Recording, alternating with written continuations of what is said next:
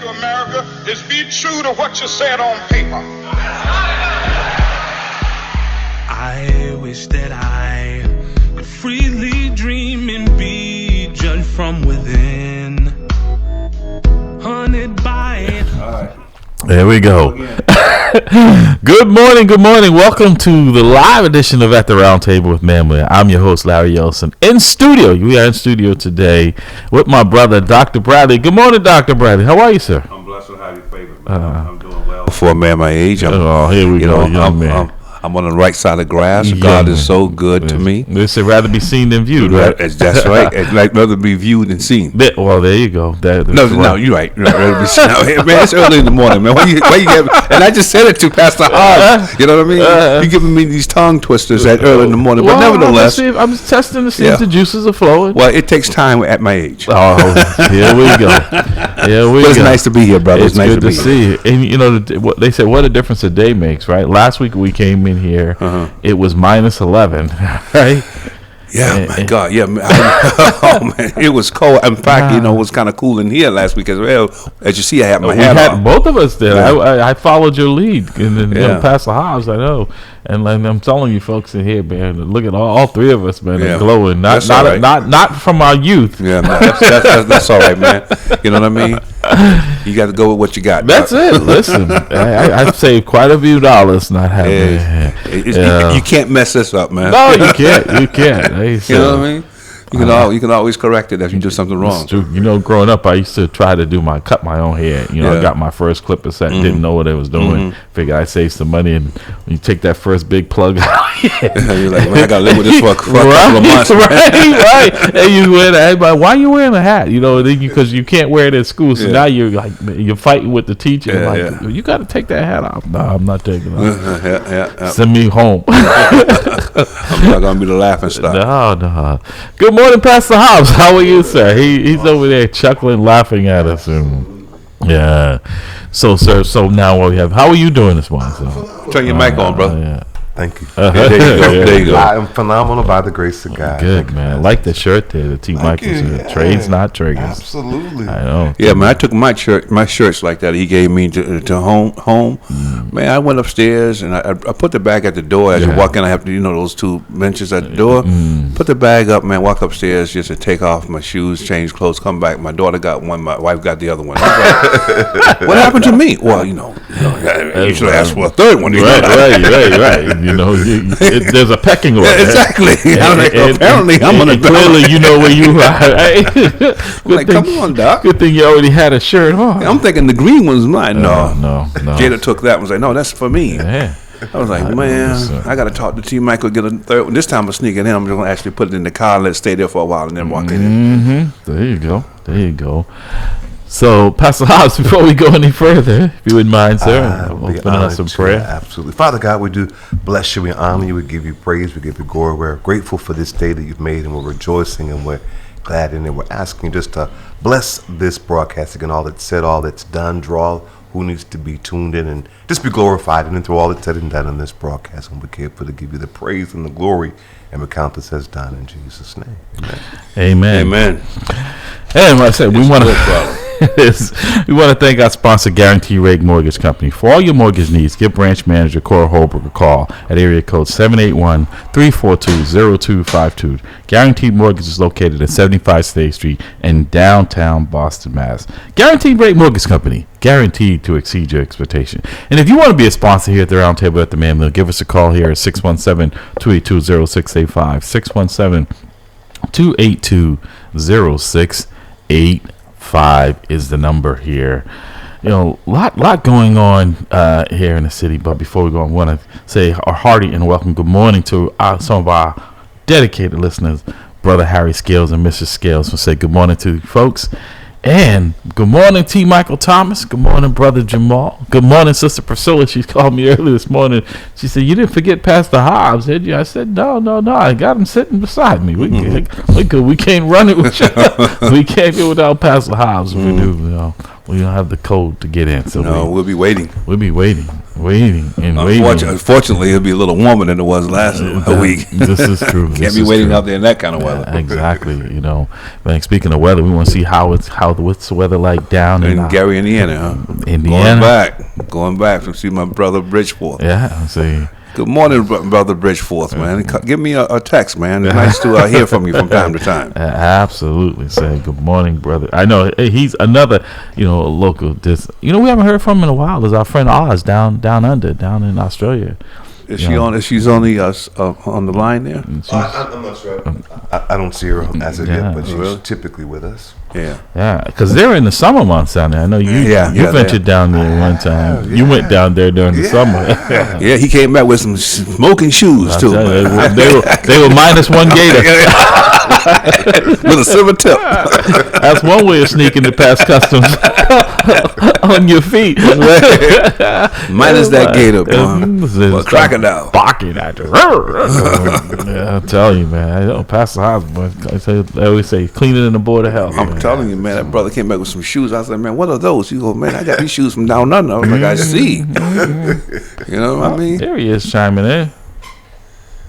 Yeah, he is. He's right here. He says it's cold down there. Over there. It's cold down there. Well, we've had some unseasonably warm weather here. I mean, last Saturday, think about it, less than 24 hours. But I tell you, talked to a lot of people who had frozen burst pipes.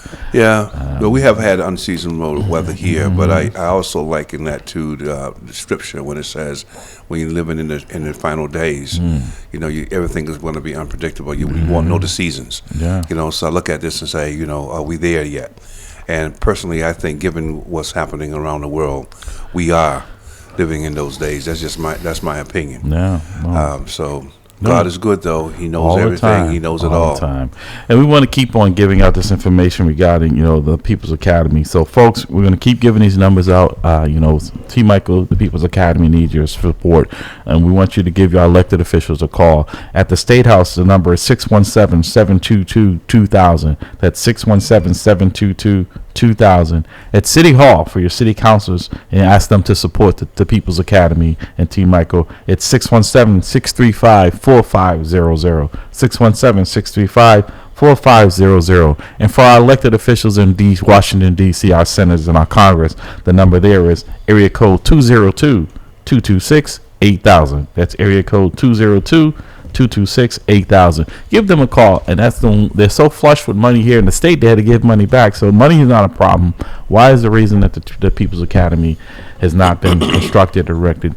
Like I said, with all this construction, all these cranes going on in the state and around the country, there is no reason why this workforce is on a side. We kind of have an idea why. It's the People's Academy's mission. That's the reason why it's not. So let's be real. So in the independence that comes with it, right? So let's actually put it right to them. It's the saying, you say, put it where the ghosts can get it. There we go. Put it right to them. Ask them, why are you not supporting this mission when the mission is clearly going to improve people that look like us? Right. I mean, and Dr. Bradley, you were in academia.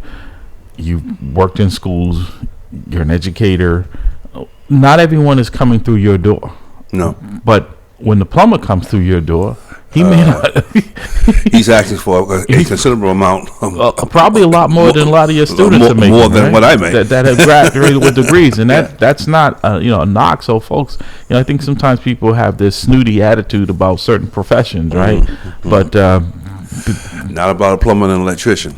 My thing is, if you're working, I respect everyone who's going out there trying to take care of themselves and their families. So I don't care if you're mopping floors, man, which is what my daddy did, and he took care of us. You know what I mean? You have to respect it, the honesty and the willingness to get up and do and work, for your living and do an honorable thing. Exactly. So. Stop putting this. Speaking of honorable, so in this week's edition of Bay State Banner, there's going to be a hearing, I believe, this upcoming Wednesday. The citizens here in the city of Boston voted to have an elected school committee. Okay. And Dr. Bradley, there still seems to be some pushback from the mayor. I think she wants some type of hybrid. So what's the problem, though? If the citizens voted for it, why aren't we doing it? Well, again, this is what we're saying is that folks vote and don't hold people accountable and don't make it known to them that if they don't keep their word, that there'll be a price to pay. Exactly. Because you have to be reelected, and it doesn't seem to be enough of us coming together to hold our elected officials accountable. They can vote themselves nice, hefty pay raises. They can have these symbolic hearings, but the people have spoken loud and clear, overwhelmingly, that they want an elected school committee. Mm-hmm. Boston is the only city that does not have an elected school committee. That's right, folks. Boston is the only city in the Commonwealth. I look at your face, Doc. Really? Look at it, that does not have an elected school committee. So, what is the rationale behind control? Okay. Control. I just want to put it out there. No, and it's very simple. It's nothing, like you said, put it where the ghost get it. Yeah. It's very simple. Mayor Menino eliminated it, and in my opinion, it's kind of been a disaster since, because these are people, they're just an extension of the mayor's administration. They're not independent thinking. So it does, they say, oh, well, they're independent. They're not independent, because if I'm appointed by you, I can be removed by you. Mm-hmm. If I'm elected by the people, I can be removed by the people. More importantly, I don't have to worry about your loyalty. That's right. If I'm appointing you, and you know that your meal or your status is in my hand, right, I don't have to worry about your loyalty. What I want you to do, you will do. Right. Having an elected school committee give them individual more flexibility, give them individual, they're not committed to a owned by the mayor. Mm-hmm. Well, the people. When Mayor Menino made the argument that it would give him more control of the schools and making sure the improvements, right? Mm-hmm. I don't think you can make that argument, because we actually, most people would say there's been a steady decline in the schools since we've had an appointed school committee rather than an elected school committee, right? Because again, it always comes down to accountability, right? When people are elected, at some point, if they're not doing the job, you can get rid. If they're appointed, only the person that appointed them, that's the authority. Has the authority. So if that individual says, this is the direction I want you to go, there's not going to be any pushback. Right. I don't want you to actually endorse this particular curriculum. Mm-hmm. I don't want this particular curriculum to even be considered. It's not going to be considered. Right. But if you have an elected school committee, the people have the power to replace. Right. The individual is actually loyal to the people, which is what it's all about. So I don't understand if the people are saying in a democracy, of all places, right, that this is what we want. Why isn't it happening? Well, to that point, Dr. Bradley, we've seen quite a bit of schools closing and changes, right? And a lot of that, if elected school committee members would have to take into consideration what the people want. The school committee members only have to take in consideration what the mayor wants, right? Exactly. Exactly. Right. You know what I mean? And oftentimes that the two of them are not aligned. They're not. What I mean? The people may want one thing, and the mayor will look at a whole host of different issues. Like one in particular coming to mind would be my budget. Mm-hmm. If I close down these schools, then I don't have to worry about funding that particular school. And so now you have a situation where the child is not going to the most convenient location, and the parent is also being inconvenient because that individual now must deal with getting the child to school, going to the schools to deal with any kind of recalcitrant situation that may be a recalcitrant child that may cause a problem in the school. Right. It is really frustrating when I hear that the community wants one thing and the mayor has not implemented, but yet the mayor is elected by the community. I don't get it. 617-282-0685, 617-282-0685. You're listening to At the Round Table with Ma'am Leo. I'm in studio with my brother, Dr. Bradley. I'm your host, Larry Ellison, as well. Dr. Bradley, what you just said is so poignant, right? That the budget, the school department has a $1.3 billion budget. You have a budget of that significance, and you have really no oversight. 1.3 billion. We're not talking about 1.3 million, which is still substantial, but a 1.3 billion dollar budget, and yet with a B. With a B. Larry, you have some countries whose gross national products are not 1.3 billion. Exactly. I mean, come on. Right. Look at the grand scheme of things here. I mean, 1.3 billion. This will be my question. I know you have answered this before, but I'm over 60. Mm-hmm. What is the student population? Between roughly around 48,000, and I'm being generous there. So you got 1.3 billion. Yeah. To service to 48,000 students, and then what is the population of teachers and all the other support Well, staff? it's in decline. They're probably short between 200 and 300, just like in the police department is probably in those same category, those same numbers as well as far as their numbers. But just when so money's not the problem. No, because money is you got. They're trying to attract teachers, right? Okay. And to put that in perspective with your numbers of the 48,000. For full disclosure, I work in the schools for the Boston Police Department as an investigator. When I started in my unit that I currently work in, there were 75,000 students in the Boston Public School. So the budget has increased over the years. And the student population has decreased. Has declined. So what are we spending our money? We're spending on average around $28,000 per student. Per student. Yeah, I'm calculating that. That's crazy. What are we getting for that? Yeah. So let's bring this caller. Good morning, caller. Welcome to the roundtable. Good morning, T. Michael Thomas from the People's Academy. Oh, good morning, sir. Hey, we were talking about you earlier. Hey, man, listen, I need one of those shirts, man. I need because I got robbed when I got home. He wants me to take out a police report. I told him I don't have jurisdiction in his town. I don't have to file a report. I got He's robbed. looking at Pastor Hobbs, sizing him up. Yeah, I got home and put him on at the door. Man, I came back downstairs. They were going. My wife had one. My daughter had the other. Help a brother out, will you? Absolutely, not a problem. But I wanted to touch on something, and I'm glad this is look at what Menino did. One of the first things he did was outsource the vocational training programs in the schools in the black and brown community. Fast forward, now a whole lot of money now from the federal government is going towards vocational training, pre-apprentice programs. It was systemically by design. I've been saying it all along. Black and brown individuals were not part of the plan to be in the construction industry. That's $1 billion industry. Why is it then that they wouldn't let the People's Academy come into the schools and get these individuals prepared for the ones who don't want to go off to college? Oh, right. Why aren't they working with us? You're right. And they said we're not talking. So I'm just, was looking at because, this article in this week's Bay State Banner is a hearing. Well, a lot of that has to do with who controls the school committee, right? and they just get to decide what the curriculum is, what gets cut, what gets chopped. And to your point, Dr. Bryce, so I'm looking here at this week's edition of the Bay State Banner, and we're talking about the money, Dr. Bradley. So here's Boston Public School Superintendent Mary Skipper. Are you sitting down, Doctor? Announced a $1.4 billion with a B budget for the 2023-2024 school year. So they increased the budget? An increase of $65 million.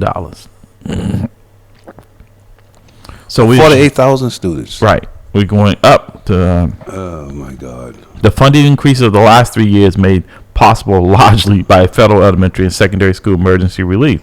Right, that's money covered, but we're seeing an increase in. So my question, not to cut you off, brother. I'm over 6'8", doesn't stay long, but what? Don't say that. But okay. I know you were thinking. I know you were thinking like, oh man, don't go there. He would around me too long. So what are the citizens getting for that? See, you finished that's what I was gonna say. That what they're not getting is, as C. Michael alluded to, the vocation. Exactly. We're increasing the funding.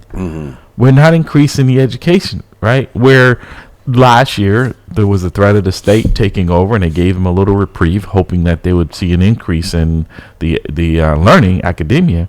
What they've seen is more schools closing. What they're seeing is a lot more violence. There was a hearing that was supposed to be scheduled for last week, I believe it was, and that was postponed because of the violence. If you don't get that under control. But as we've been talking to Najee here, not all these kids are going to college, Dr. Bradley. They're not all going to come through your institution or any of the institutions. And so an alternative is something where they can make a living wage with programs such as the People's Academy, the training, and other entities as such. But back to your question, if you spend $1.4 billion, and this is where, as a taxpayer, you'd have to say to yourself, we keep throwing more money at a problem, but we don't see. If you were running a business and your business was not producing, do you think your stockholders would continue to write you a check every year? Not at all. To lose money? I was just thinking, I mean, and they're supporting failure. If you look at, that's a great way to frame it. If you're looking at the fact that, the optimist supporting failure, that's a great. The objective is to educate our kids in an environment that's safe and conducive to to learning. Yeah. If you look at if that is the measuring stick, then they're falling significantly short of the expectations. So they're rewarding failure. Right. So, T. Michael, to Dr. Bradley's point, if you put that in perspective, this 1.4, well, that's just they're projecting a $1.4 billion budget for next year, a $65 million increase. T. Michael, what would it cost to roughly to erect the People's Academy building there? $34 million. So half of what they're just asking for the increase, right? Not even chipping into what they already have, right? Just half of what they're asking for the increase would be an alternative. But Larry, you can also look at it this way: by supporting the People's Academy's build out, it's an investment. The payback is that you're creating a working population that's needed and sustainable. It would right, and it's sustainable. That it would address the recidivism, street violence. Then a population of workers that will be contributing, taking care of their family, community, and contributing to the economy, and at the same time putting up the property value, high quality at a lower cost. It's the best investment ever for the Commonwealth. No, I totally agree. And so let me just read this for you, gentlemen. It says, Council presses a vote on elected school committee. Measure would need approval from the mayor and legislator. Members of the city council are pressing to vote to reestablish an elected school committee in Boston for the first time in more than 30 years, since the elected committee model was abolished and replaced by a mayor-appointed committee in 1991. It's been 30 years. And more than a year after Boston residents voted overwhelmingly is a key word, in favor of an elected school committee in a non-binding ballot referendum. So just because it's non-binding doesn't mean you get to ignore them. And because people don't pay a price for it, right? There's no urgency around implementing it because there's no price paid for it. But I want to go back to the school though, Larry. Why aren't they embracing something like the People's Academy? What and I'm thinking it's a larger. Well, this is just my humble opinion, right? Okay. If People's Academy, which it has been, even with all of this pushback, has been successful in showing an alternative, right? Because let's face it, even like with the chart, it's a moneymaker, right? If you're seeing people being successful in someplace else, that means it attracts, because that a lot of that decline from the 75,000 students to the 48,000 is from the charter schools siphoning them off because they are for profit, right? So we're seeing new buildings. So if you have a product, you need customers.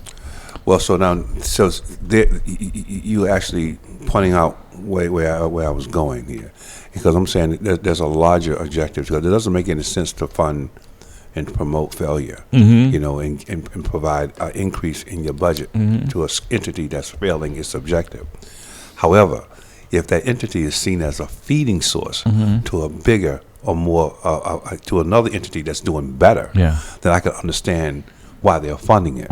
Because, that's where I'm going. If they're increasing the budget for the school system because they know that the charter school can come in and they can pull the best that Boston can offer, and that is Boston school is the funding source for the charter schools. So the Boston school system needs more money so they can give more money to the school system that they want them to give them to. Correct. But also what people aren't paying attention to, because you're starting to see it, like the president is going to end the emergency when it comes to COVID. So a lot of this relief money that was just flush, everyone was flush with cash. We all know that that's coming to an end, right? So these budgets are not sustainable. Right. And so we're going to see a deficiency in these budgets at some point, and then you're going to start seeing cuts, right, to education. You're going to start seeing layoffs, right? So why we have all this money. You would think that they would be investing in programs such as this so you have something to show that works rather than all of what we're seeing that's a failure.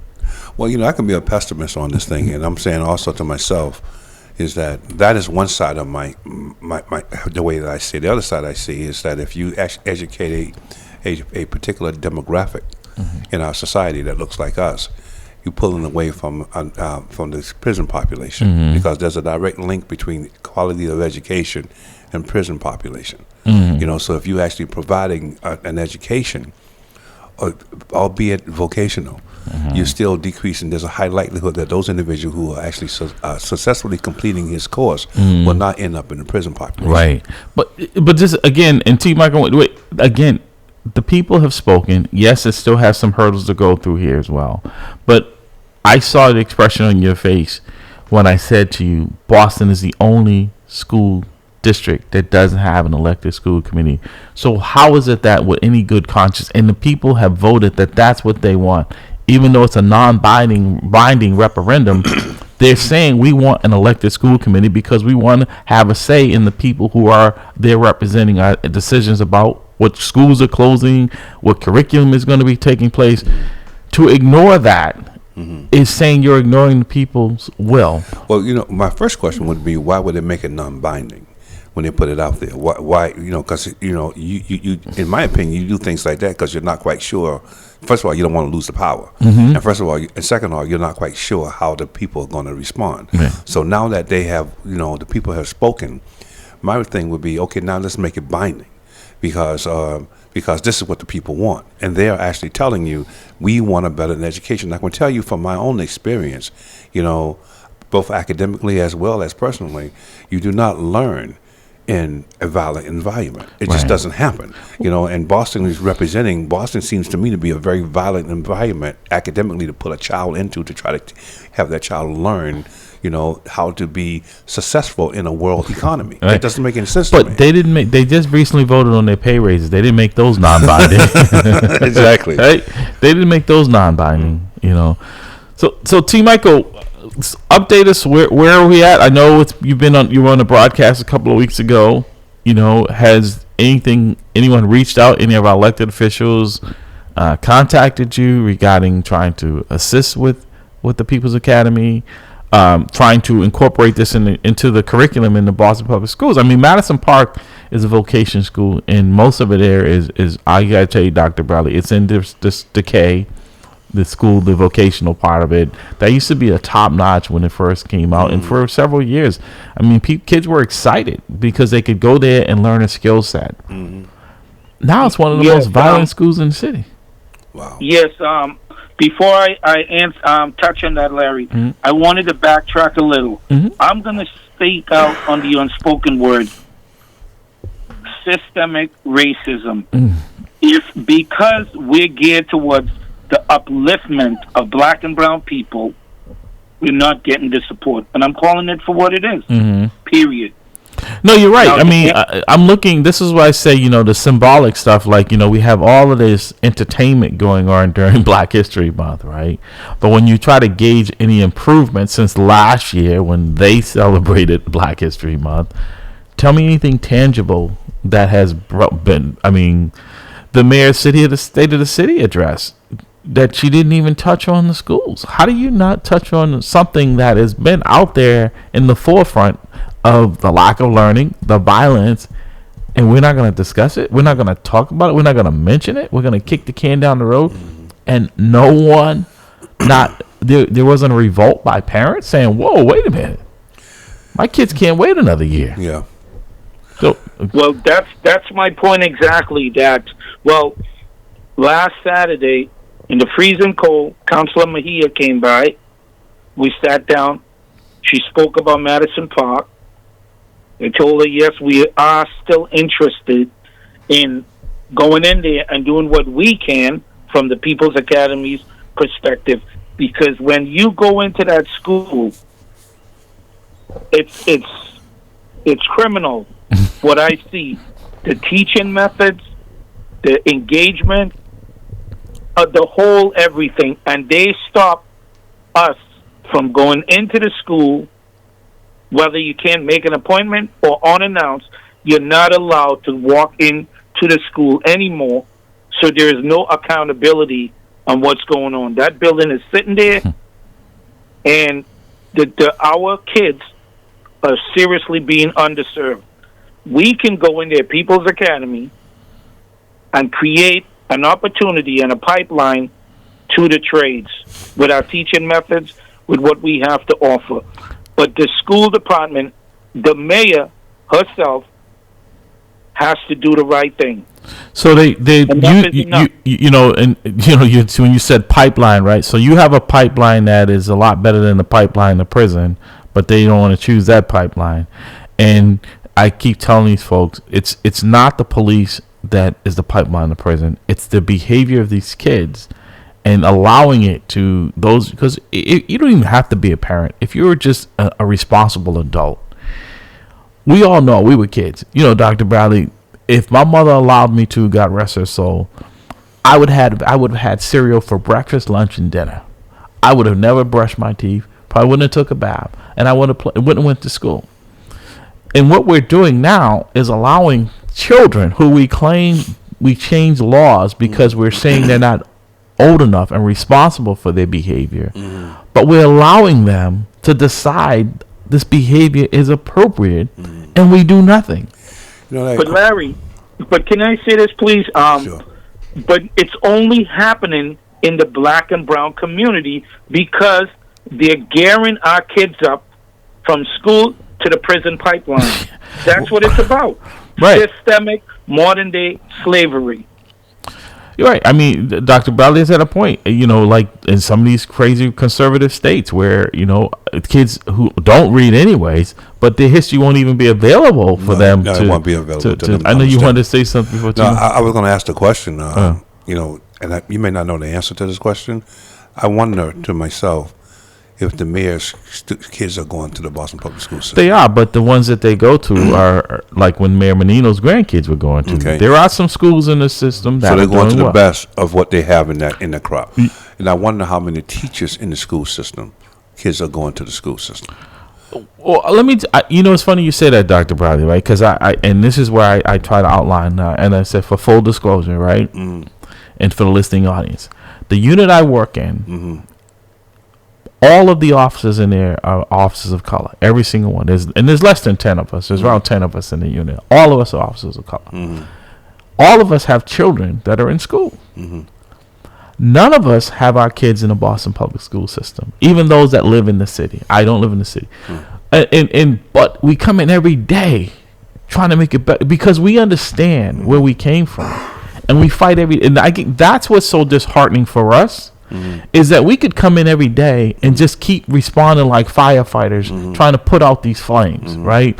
But we care. We're invested in every child and the staff, their safety. And so when you put these barriers up like T. Michael, we can't get into the schools in a meaningful way. Right. But what I found, and I'm just using my experience as a director of climate and safety in Randolph, the teachers who had students there's kids in the system who had a vested interest in improving the system. The ones who did not just went along with the program, and I'm just wondering, is there a requirement, like it's a police officer requirement to stay in the city?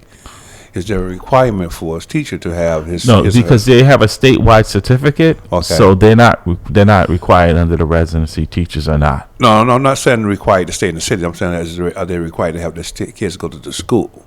No, because they're not required to live in the city. Okay. So their kids, if they live in the city, they, and it's a choice because that's just it.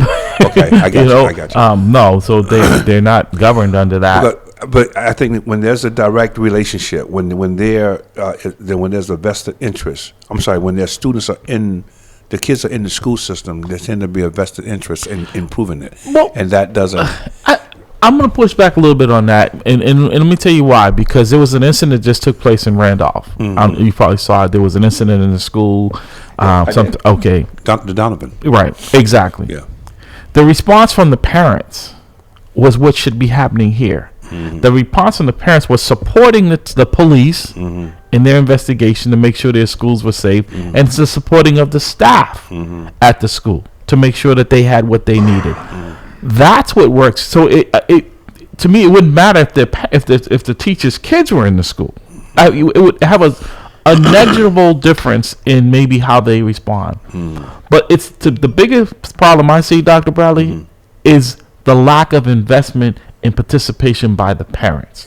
I see, and I'm gonna push back on that because what happened was when I was in the school in Randolph as a director, it was the teachers who had kids in the school that was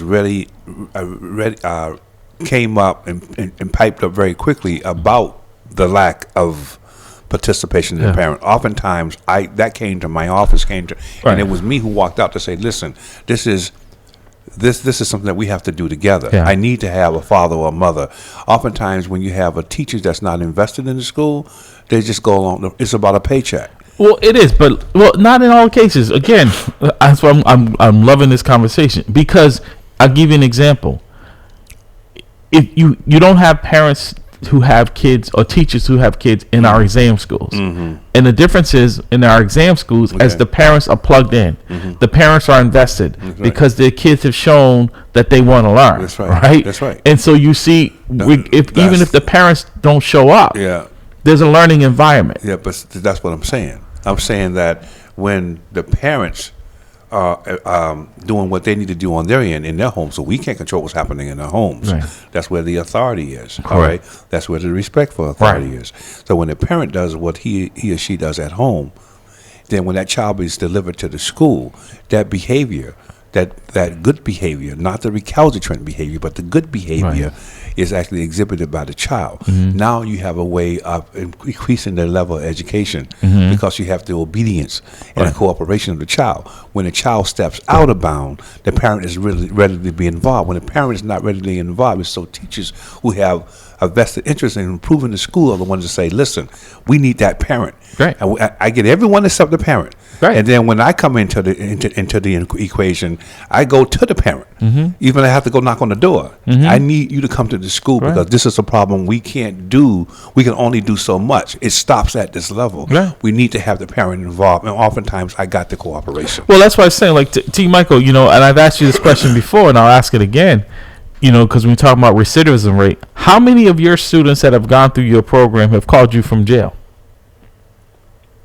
Less than 0.1%. Okay. But something I wanted to add. Sure. Part of our problem is that we're dependent on individuals who don't look like these students. There you go. Who don't care about these students. They're collecting a paycheck. And they're put there in charge of, it's like putting the wolves to guard the sheep. Let's be honest, racism is real.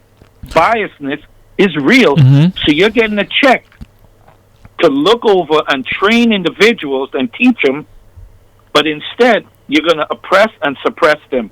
You don't want them to succeed. Well, I got to push back a little bit there.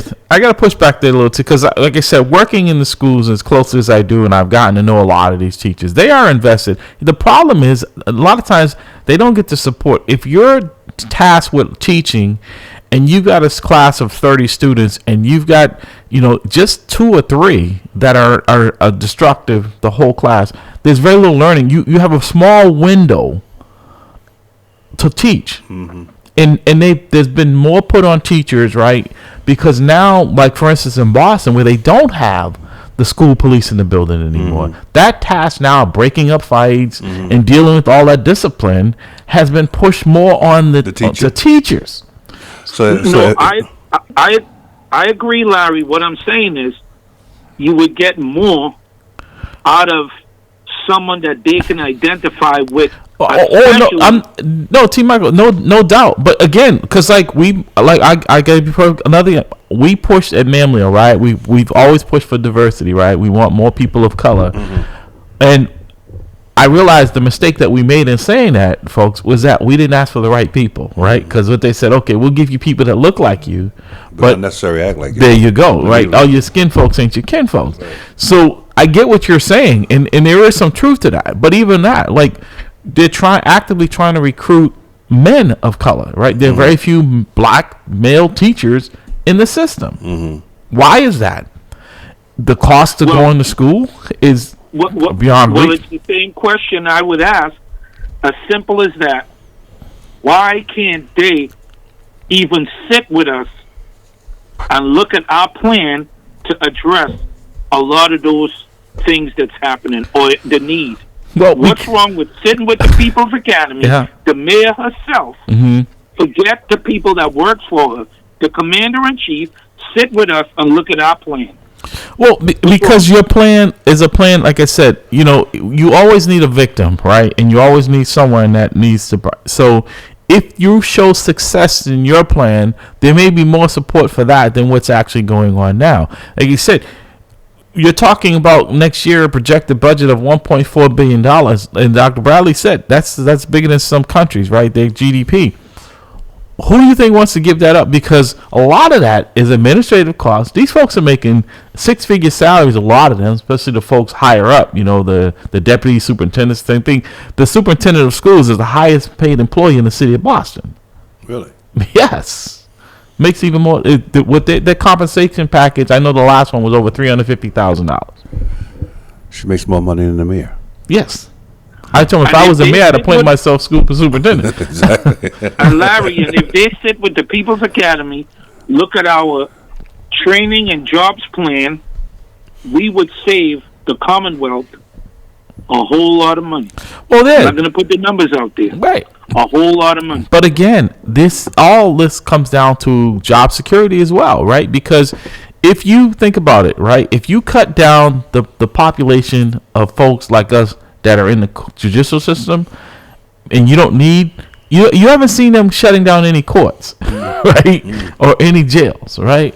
In fact, they're building them. Exactly, and those cost money, right? So you think it would be more cost effective to invest the money in this program? It's over $60,000 a year to house someone at South Bay at one of these correctional institutions. Really? Yes, which is equivalent to a year at one of our premier colleges here. Yeah.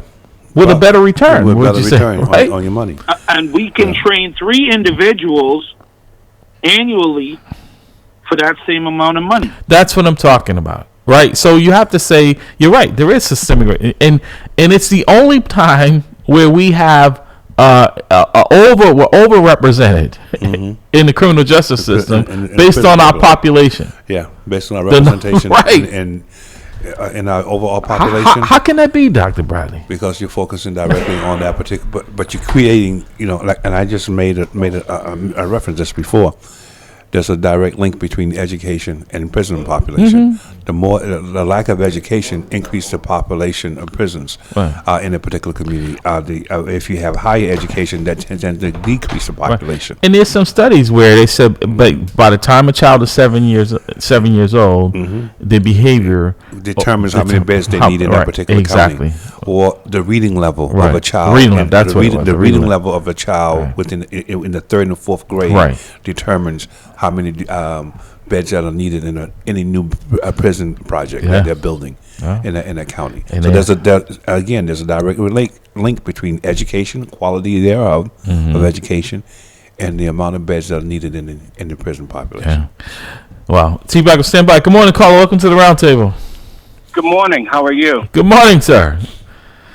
Pastor Dan from Sound Travels. Heard every Wednesday from 8 to 9 a.m. And Mom's Corner. It's my favorite part of the show. Good morning, sir. Everybody's favorite part of the show is Mom's Corner, including mine. Yes. This is really quite simple when you think about. The question was asked: Why aren't there any black men, or why aren't black men becoming teachers? If you look at what's been going on in our society, going back 20 years, black men have been marginalized. They've been made fun of. There is no every strong role model of a black person on TV is a stereotype of a negative concept. And you're surprised that black men don't want to step up. They've been pushed out of the home. They walked out of the home. They're put in society. If you have a strong black male role model, what happens to him? You see what I'm saying? So now, situation. No, and to your point, Dan, I've told this story before. I remember when my oldest was now she's 8 years old, but when she was probably 15 months or so, I had a family member I ran into. My daughter and I were at BJ's, and I ran into a family member who had multiple children, multiple fathers, none of them around, right? And so we were talking for about 10 minutes in the aisle, and then all of a sudden she went into this panic mode, like, "Oh my God, where's your wife?" I said, "What do you mean? She's not in the store?" "No." "She let you take the baby out?" Like, take the baby out? What are you talking about? It's my daughter. Yeah. That she was not familiar with a father with his child, because that's not something that she was used to. So you're right. I mean, it was like she was gonna call the cops on me for having my own child. Black men with a child. Right, because black men have been so stereotyped and so marginalized. And if you look at even look at TV today, how many strong, positive American black role models are on TV? No, you're right. To that point again, Dan, I remember when BET was bought out, the first thing that was eliminated was the little news that they had, right? It's just video entertainment, right? I think the Cosby Show was the last vested of what you would seem like a family, and even though it was pretend, but I'm saying is that where you saw an intact family, like these shows now, it showed this so dysfunctional. When it shows us in a negative way, it's all like a Jerry Springer. Like Maury Povich is a perfect example as someone that's been on the air for 100 years, just bringing people on there, embarrassing them about not knowing who the father of their child is. He's made an industry of it. Made a living out of it. He's carved his niche. Right. And then when we do see positive black role models, they're on the field. They're doing sports. They're shooting balls. They're whatever. But they're not in schools teaching. They're not holding down a simple 9-to-5 job that they have to start at 3 o'clock in the morning. They're not being Dr. Bradley has a couple of questions. I have two questions. My first question is, why are we allowing someone to paint the image of what is positive in our community? Thank you. Why are we allowing anybody to write our narrative? Yeah. We have the example of 4 black men who are not perfect, but have made decisions in their life to show positive role models, and essentially we're anonymous except within it's almost like an echo chamber. We're anonymous except within our field as much. Go ahead. And my second question is that why do we support those shows that actually display this dysfunction in our community? Why are we actually tuning into them? Because they connect. I'll let you answer as well, T. Michael and Dan. Because these folks, unfortunately, we have watered down their minds so much that that's all they can connect with, right? If you put something on educational, they can't relate. But you make the selection for instance. And we were shown this. We were shown this when James was killed off of Good Time. Yeah. So, like in my home, I make the selection. My child makes a selection of what she's going to see, and when she's seeing something that I think is negative towards me as a black man, I say to her, number one, I don't think you should watch that. Yeah. And number two, you know that's not reality, because oftentimes they project on television what they want us to believe about us. Right. All right? And we are not paying for those projects. White people are paying for those projects. I tell people, watch the credits at the end of any show, and you see who's making the money. Right? You see, I don't care if it's an all-black cast, right? Watch the credits, right? The names are not like ours. But the other thing, too, is that, we're allowing devices to entertain. Like, I see kids, like, my kids, people have bought them because we can't control tablets and stuff, and they pile up in the closet. They get very little screen time on that because we don't see any value in it. If it is, it's educational. Like, some folks are shocked that my 8-year-old doesn't have a phone. I'm like, what does she need a phone for? She's not running any company. Exactly. Right? So I'm not going to. Right, she's 8. But a lot of their friends and stuff have not. But the irony is, the kids in my neighborhood, they don't have phones. and they're doing well in school. Yeah. Every kid around in this neighborhood. But how many of them look like your daughter? She's the only one on the bus. That's my point. You know, I was the only one of me in many of my classes, including the martial art class, including my technical classes. I was the only one of me in a lot of the places I've been. I worked for a company that had 17 trucks on the road. I was the only one of me driving it, and when they had the corporate truck picture with all the drivers standing in front of their truck, they put my truck first because I took the time the night before to wash it and to press my uniform. So I'm standing in front of my truck, this big corporate shot. I looked at my friend and went, they're not going to use this shot. They're not going to use this shot. And surprise, surprise, when the brochure came out, that shot was nowhere to be found. Yeah. So, gentlemen, Okay. I'm going to throw this question to all of you. I want to get an answer from each of you. I'll start with T. Michael. How do we move back in the right direction? Like I said, promoting positive black men, not just during Black History Month, not just this symbolic stuff. Because I get invitations to that stuff. I refuse to go because honestly, I think it's disrespectful.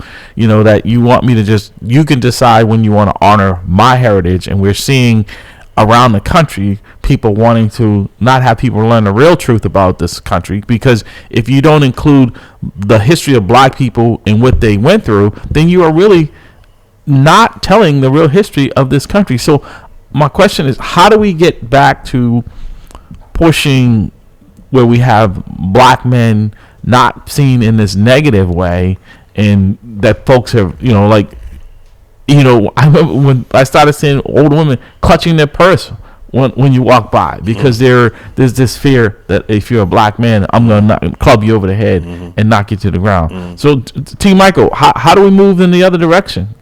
Or can we? First of all, good morning, Brother Dan, and Happy New Year. It's been a while. Good to hear your voice. Good morning. To answer the question, Larry, we could start off locally.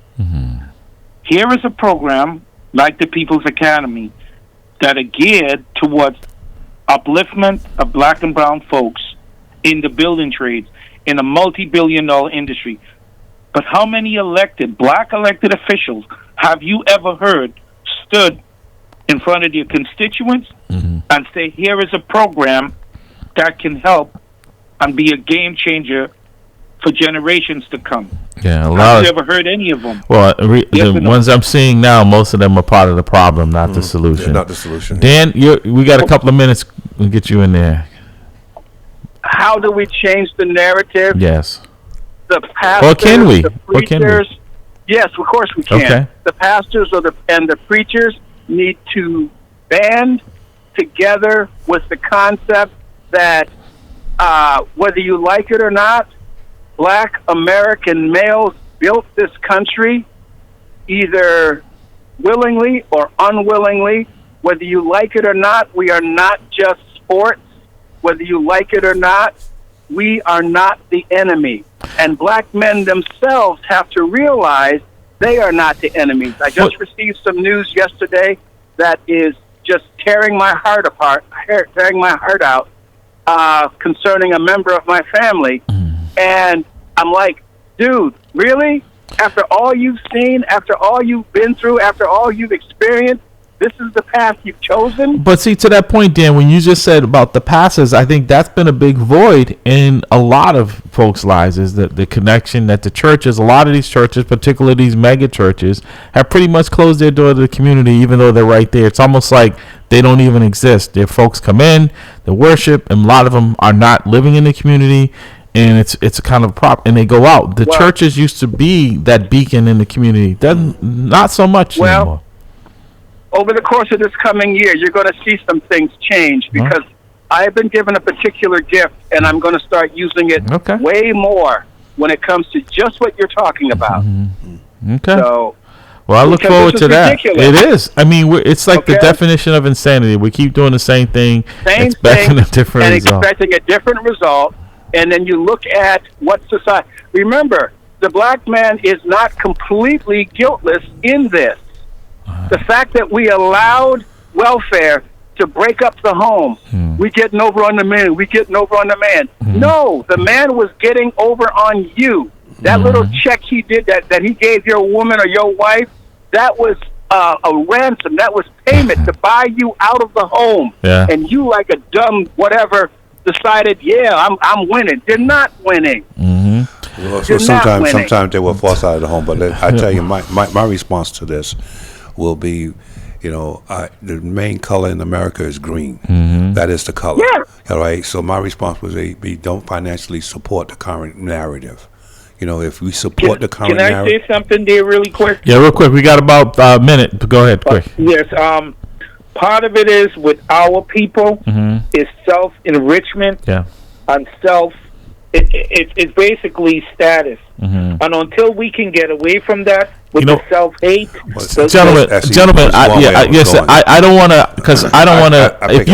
If you gentlemen can hold on, because I think it's important. Because I really want to continue this dialogue. But Dan, you've sat in this seat. We got to take our break. Can you gentlemen hold on? Can you gentlemen hold on? Okay, all right. Because I want to continue this. I think it's important. So we're going to take our break. You're listening to At the Round Table with Ma'am Lil. We'll be right back. Yeah, it was. That's exactly how I want to know. It was.